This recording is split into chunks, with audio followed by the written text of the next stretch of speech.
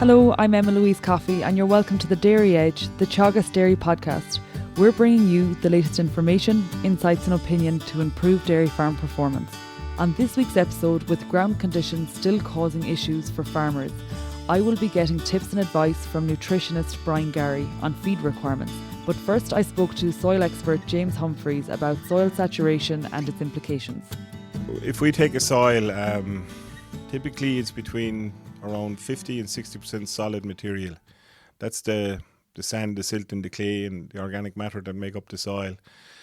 So when you're standing on the ground, you think it's solid, but there is around 40 to 50% air spaces in that soil.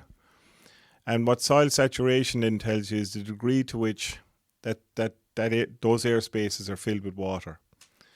So the typical range that we'll see is between around 20% and 80%. So we get under very dry conditions like we saw under the drought conditions in 2018. Soil moisture saturation, soil moisture levels down at around 20%.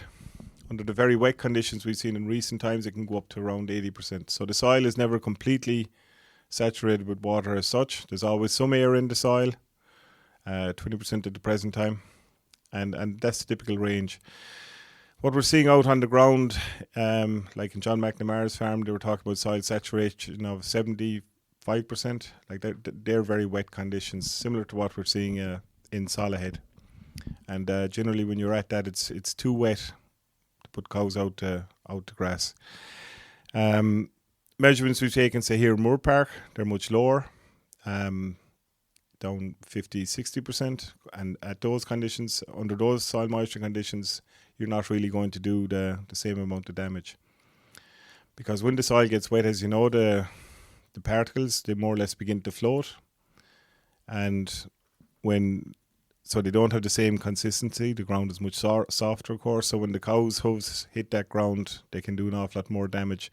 The soil particles aren't held together to the same extent so that they can resist the downward pressure of the cow's hooves. Normally, field capacity is where the soil, any additional water to the soil, actually leads to surface ponding or flooding, and the point where you begin to see water pooling in hoof prints and that sort of thing, or maybe even ponding at the bottom of slopes, and that generally happens with a soil moisture content of around 60 to 70%, depending on the soil type. So, really, as I said earlier, you don't really go above 70, can get up to 80 under acceptable circumstances, but really when you're at field capacity between 60 and 70%, depending on the soil type, that's really when you're getting this overland flow.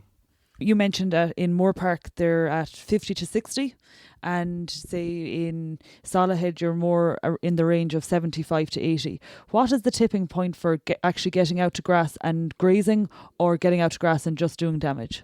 So the rules we've set for ourselves at Salahead would be we won't put the cows out if we're between 65 and 70, and we really have to be going below 70 or below 65 and seeing good weather conditions. We did a trial on this a few years ago using soil moisture as a guide, as a decision support, and we found that even putting the cows out at between 65 and 70 didn't do any long-term damage. It did short-term damage, but not long-term damage. 70 really is the upper limit. When you're above 70, definitely you shouldn't be turning out cows. But as you go lower, like if you take the conditions here, if you get a very heavy rainfall, you can get soil moisture in excess of 65 here in Moore Park.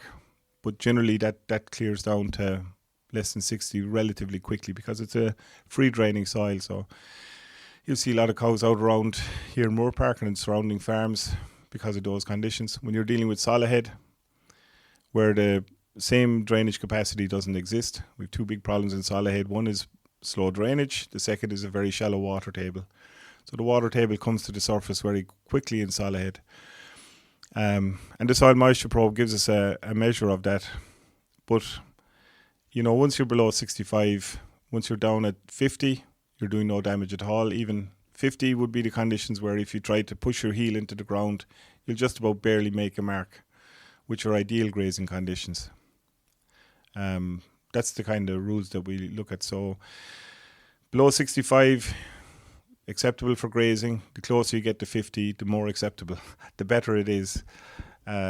You'll do very little damage at 50. You'll do some damage at 65, but it's acceptable damage in my opinion. That, as I said, it won't have any long-term damage, long-term impact on grass growth. Like what we found, and I suppose what was surprising in the work that we did, was the long-term impact of poaching was much less than what we anticipated. So you could do damage at this time of the year, and once you didn't get repeated damage in the second rotation, generally you would have no long-term impact. Where we were getting severe damage, you get maybe a 20% reduction in the next grazing, but after that then you'd see no impact. And really the thing to watch out for this year, if you're doing damage in the first grazing, you really need to pay attention to the conditions in the next grazing, which could be middle of April onwards when you're into the second rotation. Middle of April through to the beginning of May, that's when we found the really high risk times in terms of getting this repeated damage. Soil still are relatively wet at that time of the year, and you're moving into a shorter rotation. So that's second damage. So if you're damaging ground now, you try to avoid that in the second grazing, and hopefully the conditions will be much improved at that stage. Perfect. Thank you, James. Now to nutritionist Brian Garry, who first explains the cow requirements based on their level of production. Well, I suppose for a standard type cow, about 600 kilos on farm, we'd be looking there at this stage of lactation, about 3 to 4 weeks into lactation, then to be eating in the region of 14 to 15 kilos of dry matter for a mature cow. For heifers, obviously, it's going to be lower than that, and for larger type cows, it will be a bit higher than that. But that's kind of what we're looking at. That's the kind of amount of total intake we can get into the cows. So that's divided out between our grass, silage, and our concentrate levels. In terms of what they're eating, I suppose if cows are eating silage, they will eat less of this compared to spring grass. So therefore, that's one of the benefits of getting grass into the diet, that intake levels will increase quickly, and this will help to meet the energy demands of the cow. Where a cow is on a substantial level, so you're talking your 10, 11 kilos of spring grass or silage, what is the limiting factor there in terms of her requirements? So the limiting factor for the cows, I suppose, is generally depending on her level of milk production. So for your standard type cow doing 24, 25 litres of milk, maybe going a bit higher than that, even up to 30 litres, generally what's limiting is the energy value of the feed. So I suppose that's probably the first thing I would look at when I'm looking at my purchase concentrate for them. I suppose looking at the various scenarios where a cow is getting 2 grazing bouts, what sort of energy is she getting from grass? So if we look at maybe the UFL quality of our spring grass, and also I suppose if we could just put a figure on the dry matter of grazed grass at the moment. Yeah, so the dry matter grass was obviously on the lower side than what we would anticipate in the spring. So I suppose that's something that we need to bear in mind when we're feeding cows. And also during the day, the dry matters will increase hopefully as the ground or as the level of rainfall or as the grass dries off. But I suppose that's one of the things there I suppose we need to look at. I suppose in terms of when we're feeding the cows then, I suppose obviously silage is going to be lower in its energy value. So our energy value is UFL.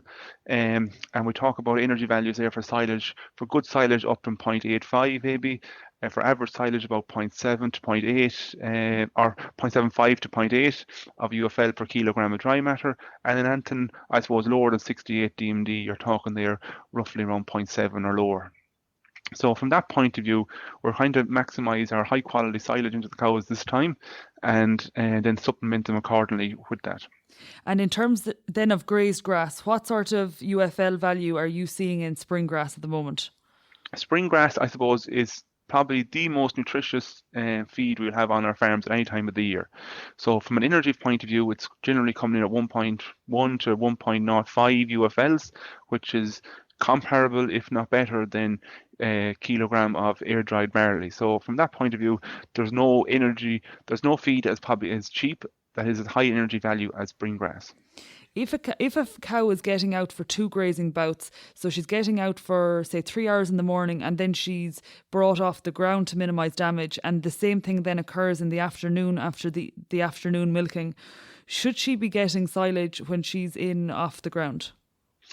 I suppose the right answer to that question, I suppose, not should she be getting silage or not, but is she getting enough grass when she goes out to meet her requirements? And I suppose what we find sometimes is where we're grazing out paddocks and cows are not getting a full intake necessarily because they're only out for a limited time, there may be justification to putting in extra silage into the diet to meet those requirements. But that is on a farm-to-farm basis. But as a rule of thumb, if a cow is getting a full intake, she does not necessarily need any extra silage. But this is not, I suppose, not to be confused with the fact that if a cow is not getting a full intake of forage, that she needs to be supplemented with an extra forage source inside. So one issue that we can find on farms sometimes is the under allocation of feed to cows. So I suppose one thing that we might use on farm to actually increase the allocation of grass to cows while maintaining utilization is to, for 1 day or 2 days a week, depending on conditions, maybe offer the cows a small bit more grass of an allocation and just see how they eat that. If they don't eat it down, obviously they're maxed out and they won't eat any more. But sometimes we have to push them a small bit more to try and get them to eat that extra bit to actually see are they able to increase their intake, and then when we have that intake going in, we can reduce down our supplementation. So I suppose what we're trying to do is get the cows over to a grass-based diet as much as possible, and where grazing conditions allow, and I suppose where the grass allowance on the farm allows, we should probably try to up that allocation as quickly as possible and reduce down the supplementation going in from other farms. And where a cow is out full-time, or she's going out for 2 grazing bouts and getting enough grass, what sort of concentrate supplementation would you advise for that sort of cow in that scenario? So in terms of supplementation, I suppose we have a couple of little rules of thumb we kind of use, and I suppose there's a few things kind of that affect it. I suppose the first thing is the difference in the feed quality of the basal forage, which is your silage or your grass. So when we're feeding with grass, right, generally we have enough energy there that we can cut back on the level of concentrate going in, and also the fact that grass is very high in protein. We don't need to put in as much protein into the cow's diet for the supplementation. So we recommend in there from the spring point of view for kind of your standard type cow we find in most farms across the country, you'd be recommending there somewhere in the region of about 12 to 14% crude protein nut, and being fed it up to 4 kilos a day, probably in a lot of situations 3 to 4 kilos a day would be sufficient to meet requirements where full grass intake has been achieved. And then Brian, if we look at the scenario where cows might be getting out for 1 grazing bout between the morning and evening milking, or indeed where cows are fully housed, we're aware that some farms are saturated with water.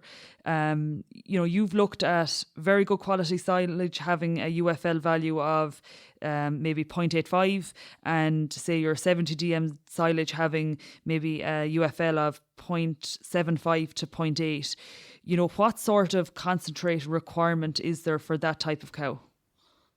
Yeah, so I suppose what we would do, I suppose, is we're looking at the diet. So where you're getting some grass into the cows, I suppose that's probably the key thing. So if you are getting some grass into them, you can definitely reduce your concentrate protein levels. So that's the first thing. So I suppose when we talk about protein, we need to probably keep in mind the requirement levels for cows.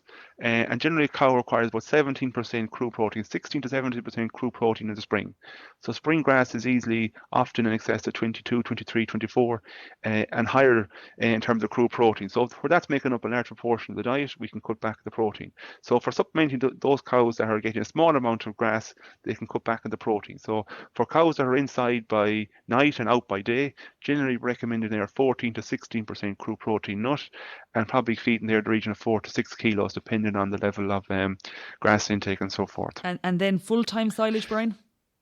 Full-time silage indoors, obviously the forage quality is very important here. So there's no other forage going in.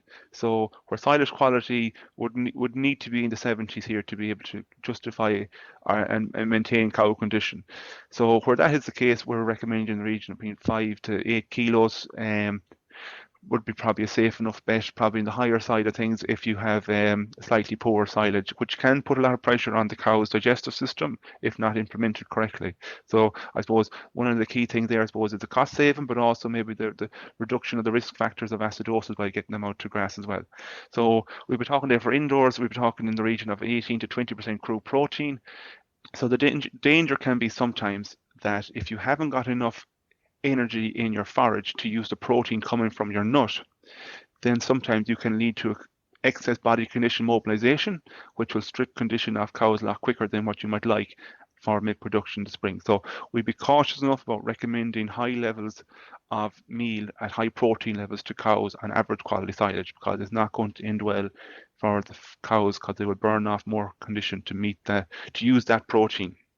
So unless your silage quality is good, I suppose you want to be maybe going slightly lower on the protein, but you won't be able to hit the peaks that you might like in terms of production, and that's the cost of your poor quality silage in that situation. Thank you, Brian. I think you've given us a good indication and a good roadmap depending on the type of grazing we're achieving at the moment. So 3 to 4 kilos where we're out full time, or we're getting our 2 grazing bouts and getting enough grass into cows. And then where we're maybe grazing once a day, we're stepping up the concentrate by anywhere from 1 to 2 kilos, and again up to 4 kilos if we're housed fully at the moment. The most thing, I suppose, is that we monitor condition of the cows, and if we can, monitor their milk yields, and I suppose try to feed accordingly with that. I suppose if cows are milking very well, they will need a small bit more concentrate if they can't get grass into them to maintain that performance level. That's great. Thank you, Brian. No problem.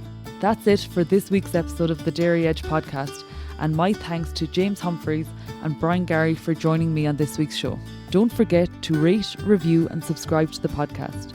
You can listen on Apple and Google Podcasts as well as Spotify, and for more information go to the Teagasc website at teagasc.ie. I'm Emma-Louise Coffey, and join me next time for your Dairy Edge.